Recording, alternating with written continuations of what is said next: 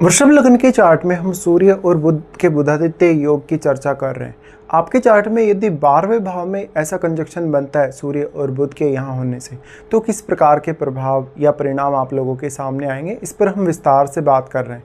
देखिए, आपके चार्ट के हिसाब से अगर देखा जाएगा आपके 12वें घर में, तो 12वें घर में जो राशि है वो मेष राशि है वृषभ लग्न के चार्ट के अकॉर्डिंग। और मेष राशि में यदि ये कंजक्शन बन रहा है तो सूर्य उच्च की स्थिति में होंगे और बुध यहाँ पे आपके चार्ट में दूसरे घर के स्वामी होने के साथ साथ वो पंचम घर के भी स्वामी हैं। तो ये एक तो आपकी क्रिएटिव स्किल्स के लिए बहुत ही ज़्यादा अच्छा होगा। जातक कहीं ना कहीं पर्दे के पीछे से बहुत अच्छा काम करने वाला होगा, भले ही उसकी क्रिएटिविटी की वजह से वो स्वयं सामने ना आए, लेकिन उसका जो स्किल है वो लोगों को कहीं ना कहीं अलग प्रकार से कहीं ना कहीं नजर आएगा या एक बहुत यूनिक छाप वो लोगों पर छोड़ेगा। ऐसा जातक लेकिन कभी कभी अनिद्रा की समस्या से जूझ सकता है, क्योंकि सूर्य की एनर्जी ज़्यादा होने की वजह से बहुत ही ज़्यादा ऐसा कंजक्शन आपको एक्टिव बना सकता है, मेंटली भी और फिजिकली भी। इसलिए वो लोग जो रात्रिकालीन समय में ज़्यादातर अपनी ड्यूटी वगैरह करते हैं, जो रात्रिकालीन समय में अपने ऑफिस वगैरह में काम करते हैं, उनके लिए भी ये कंजक्शन काफ़ी सपोर्टिव है। बट बेसिकली क्योंकि ये 12वें घर में बन रहा है तो ये देश विदेश से आपको काफ़ी कनेक्ट कर सकता है। इवन विदेश में ही आपको सेटल कर सकता है। अगर आप विदेश जाते हैं, वहाँ अगर निवास करने लगते हैं, तो आप वहाँ राजनीति में बहुत अच्छा कर सकते हैं। आप वहाँ पे बिजनेस वगैरह कर सकते हैं, या वहाँ के जो भी पॉपुलर लोग हैं या जो भी वहाँ के वीआईपी लोग हैं उनसे आपके संपर्क काफ़ी बेहतर होते हैं। सूर्य और बुध का कंजक्शन अपने आप में आपको आर्थिक तौर पे बहुत ज़्यादा सक्षम बनाता है, लेकिन ये कंजक्शन क्योंकि बहुत ज़्यादा भोग विलास वाला होने की वजह से आपकी अपेक्षाओं को भी बढ़ाने का कार्य करेगा और आपके खर्चों को भी। इसलिए आप भले ही पैसा कितना ही ज़्यादा कमा रहे हैं, लेकिन उस पैसे को अगर आप सही तरीके से इन्वेस्ट नहीं करेंगे, सही तरीके से यूटिलाइज नहीं करेंगे, तो कभी कभी आपको थोड़ी समस्याएं होंगी। लेकिन ये कंजक्शन रिस्क लेने के लिए बहुत ही अच्छा कंजक्शन माना जाएगा। अब यहाँ पे बुध आपका वक्री नहीं होना चाहिए। अगर बुध वक्री हो जाएगा उस केस में आपको थोड़ा कंफ्यूजन रह सकता है। और ये मंगल का घर है, मंगल के घर में सूर्य वैसे भी काफ़ी ज़्यादा प्रबल माना जाता है।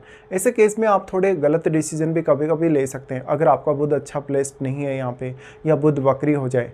बुध के वक्री होने के केस में बुध का जो प्रभाव है, एक्चुअल जो इनका कहीं ना कहीं इफेक्ट है, वो थोड़ा कम हो जाएगा, जिससे आपको दूसरे किसी प्लैनेट का अगर दृष्टि है या दूसरा कोई प्लैनेट यहाँ बैठा है तो उसकी एनर्जी पर डिपेंडेंट होना पड़ेगा। ऐसा कंजक्शन है तो जातक अध्यात्म की तरफ भी काफ़ी ज़्यादा प्रेरित होता है। पूजा पाठ, ध्यान साधना में भी वो काफ़ी रुचि लेता है। भले ही ये रुचि आप लेट एज में ज़्यादा अच्छे से लेंगे, लेकिन फिर भी इसका प्रभाव आपके जीवन पर पड़ेगा। ऐसा कंजक्शन यदि यहाँ पे बृहस्पति जैसे ग्रह का प्रभाव हो या बृहस्पति जैसे ग्रह की दृष्टि हो या स्वयं बृहस्पति यहाँ बैठे हो, तो सिक्स सेंस बढ़ाने के लिए, आध्यात्मिक या धार्मिक रूप से आपको ग्रो करने के लिए काफ़ी अच्छा कंजक्शन माना जा सकता है। इस कंजक्शन की वजह से अक्सर आप अपने कैरियर में आने वाली चुनौतियों को अच्छे से दूर करेंगे और कैरियर में जो भी आपकी रिस्पॉन्सिबिलिटीज होंगी उनका कहीं ना कहीं सामना काफ़ी अच्छे से करेंगे और उनको पूरा भी करेंगे। यहाँ पे अब मंगल का रोल काफ़ी इंपॉर्टेंट हो जाता है। तो मंगल आपके चार्ट में कितना अच्छा प्लेस्ड है, क्या मंगल आपके चार्ट में 3rd हाउस में है, क्या वो 6th हाउस में स्थित है, या किसी भी अन्य भाव में, जिस भाव में भी वो स्थित है, लेकिन अगर उसका दृष्टि आपके 12वें घर पे पड़ गया तो ये कंजक्शन आपको रिस्क लेने, कोई भी कार्य को मैनेज करने में काफ़ी हेल्प कर सकता है। ऐसा कंजक्शन आपको कैरियर में सबसे ज़्यादा हेल्प करता है, क्योंकि इसका जो दृष्टि है दोनों का ही, वो आपके छठे घर पे आता है। इसलिए आपकी रूटीन लाइफ, घरेलू लाइफ या कैरियर से जुड़ी हुई जो भी लाइफ है रूटीन वाली, वो काफ़ी ज़्यादा इससे प्रभावित होती है। बुध यहाँ बेसिकली आपको निर्णय लेने, सोचने या विचार करने के लिए काफ़ी हेल्प करेंगे। बुध आपके चार्ट में क्योंकि दूसरे और पंचम घर को रिप्रेजेंट कर रहे हैं, तो आपकी संतान का रिलेशन भी 12वें घर से हो सकता है। आपकी संतान बहुत ज़्यादा प्रभावशाली हो सकती है, बहुत क्रिएटिव या टैलेंटेड हो सकती है। यहाँ पे बुध के वक्री होने के केस में आपको स्वयं से थोड़ा ज़्यादा एफर्ट लगाना पड़ सकता है, अगर मंगल भी आपका मजबूत स्थिति में नहीं है। ऐसा जातक अक्सर कभी कभी बहुत ज़्यादा सपने देख लेगा, कभी कभी बहुत बड़ी बड़ी अपेक्षाओं में जीने वाला होगा, जिससे उसके जीवन में काफ़ी ज़्यादा चुनौतियां भी आ जाएंगी। ऐसा जातक विदेश जाके या तो लीडरशिप के रोल में काफ़ी अच्छा काम कर सकता है, वो बिजनेस कर सकता है, वहाँ पर वो अपने एबिलिटीज़ का ज़्यादा से ज़्यादा प्रयोग कर सकता है, साथ ही वो फेम बहुत अच्छा पा सकता है। लेकिन कभी कभी शुरुआती फेज में आपको थोड़ी दिक्कतें अवश्य आती हैं। अब इम्पोर्टेंटली सूर्य क्योंकि 4th हाउस के लॉर्ड हैं, 4th हाउस के लॉर्ड होकर इस प्रकार की उच्च की स्थिति में अगर सूर्य चले गए तो भले ही आपको परिवार से दूर करेगा, पिता के साथ थोड़ी अंडरस्टैंडिंग में प्रॉब्लम रहेगी, लेकिन फिर भी आपको इतना ज़्यादा सक्षम बना देगा कि लाइफ में हर प्रकार की चुनौती से पार पाने की क्षमता आपको मिलेगी। अब जो यहाँ पे अन्य ग्रहों का प्रभाव है आपके 12वें घर पे, आपको उन ग्रहों पर विचार करना काफ़ी ज़्यादा जरूरी है। साथ ही साथ इन दोनों का जो दृष्टि है वो आपके छठे घर पे आ जाता है। अब जो छठा ग्रह है वैसे तो सूर्य के लिए नीच का ग्रह है, लेकिन स्वयं सूर्य उच्च की स्थिति में बैठे हैं, तो वो अपने यहाँ छठे घर पर जब वो दृष्टि डालेंगे नीच के घर पे, तो वहाँ वो शत्रुओं के लिए जो जो आपको दिक्कत आ रही है आपकी लाइफ में, आपके कैरियर में, वहाँ आपको काफ़ी सपोर्ट करेंगे। साथ ही आपको कैरियर प्लानिंग करने, रूटीन को प्लान करने, रूटीन को मैनेज करने में भी हेल्प करेंगे। साथ ही साथ आपको निर्णय लेने के लिए, सोचने के लिए काफ़ी अच्छे से सूर्य का सपोर्ट मिल पाएगा। और ये ज़्यादातर ये सपोर्ट तभी ज़्यादा अच्छा साबित हो सकता है जब या तो मंगल बहुत अच्छा प्लेस्ड हो या तो बुध आपका वक्री ना हो। हाँ, बुध अस्त होने के केस में बुध का प्रभाव और भी ज़्यादा बढ़ सकता है, जिससे आप बहुत ज़्यादा मेंटली और फिजिकली एक्टिव हो सकते हैं, लेकिन इससे आपके माइंड पर कहीं ना कहीं बहुत ज़्यादा असर पड़ेगा और आप कभी कभी बहुत ज़्यादा चिंता या तनाव में भी होंगे।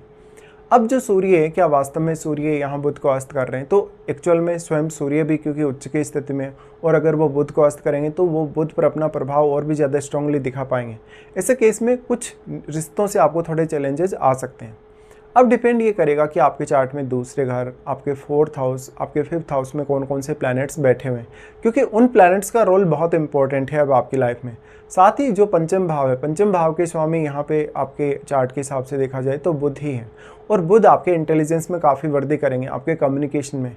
लेकिन कभी कभी आप लोगों के सामने उतना अच्छे से आ नहीं पाते, अपने क्वालिटीज़ को आप बहुत अच्छे से शो नहीं करना चाहते, क्योंकि आप थोड़े शाई नेचर के हो सकते हैं, आप में कार्य क्षमता बहुत ही ज़्यादा हो सकती है, लेकिन उस कार्य क्षमता का भी कभी कभी आप पूर्ण उपयोग नहीं कर पा रहे।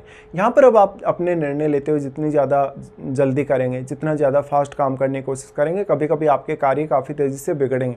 इससे आपको आर्थिक रूप से नुकसान हो सकता है, सेहत से जुड़े हुए दिक्कतें हो सकती हैं, साथ साथ में कुछ अन्य दिक्कतें भी। जो दोनों का प्रभाव आपके 6th हाउस पे पड़ रहा है। अगर आप लाइफ में किसी भी प्रकार की चुनौती का सामना करते हैं, कोई लोन वगैरह ले लेते हैं या कोई भी अन्य इस प्रकार के रिस्क ले लेते हैं, तो वहाँ आपको सूर्य और बुध से काफ़ी ज़्यादा हेल्प मिल सकती है। फिर डिपेंड करेगा कौन कौन से अन्य प्लैनेट्स का इन दोनों ही ग्रहों पर प्रभाव है और आपके छठे घर में भी क्या कोई प्लैनेट बैठा है। इस हिसाब से देखा जाए तो सूर्य और बुध का कंजक्शन ज़्यादातर मामलों में आपके लिए फिर भी फेवरेबल साबित होगा, लेकिन कुछ मामलों में आपको अपने रिश्तों को लेकर बहुत ज़्यादा ईगो इश्यूज आ सकते हैं।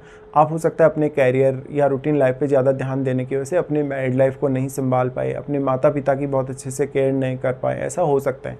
लेकिन ऐसा कंजक्शन आपको बहुत सारे एबिलिटीज़ प्रदान करेगा, बहुत अच्छी क्रिएटिव स्किल्स भी प्रदान करेगा, तो इस कंजक्शन का आपको ज़्यादा से ज़्यादा फ़ायदा अब उठाना चाहिए।